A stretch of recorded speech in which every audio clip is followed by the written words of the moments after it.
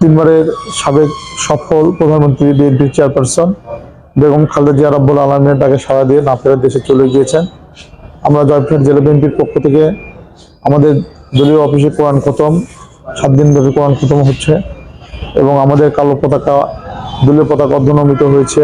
আমাদের 5টি থানা, 5টি পৌরসভা, 32টি ইউনিয়ন কর্মসূচি চলমান আছে এবং আমাদের প্রত্যেকটি এতিমখানায় মসজিদে তার জন্য তার মাগফিরাতের জন্য আমরা দোয়া কামনা করেছি, দোয়া হচ্ছে। এবং তারেক রহমান তার মা হারার যে বেদনা দীর্ঘ 17 বৎসর করেছে, মাকে ভালো মতো দেখতে পারলো না, ভালো মতো মায়ের খোঁজ খবর সেভাবে দিতে পারলো না, খুব অল্প সময় মাকে হারালো।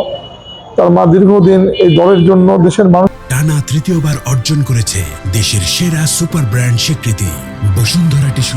মানুষের জন্য আন্দোলন সংগ্রাম করে গিয়েছে। এই আন্দোলন সংগ্রাম করতে গিয়ে মহিষী নারীর উপর মিথ্যা অভিযোগ দিয়ে দীর্ঘদিন কারাগারে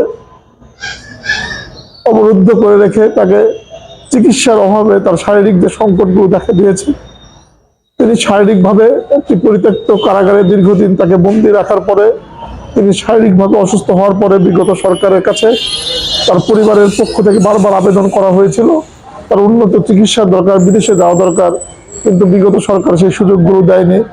হায়াত হয়তো তার এই পর্যন্তই ছিল। আমরা অন্তত পক্ষে সান্ত্বনা পেতাম বিদেশের বাড়িতে গেলে যে বাকি যে কয়েকদিন বিছানাতে ছিল হয়তো বা ভালোভাবে তার পরিবারের পাশে থাকতে পারতো।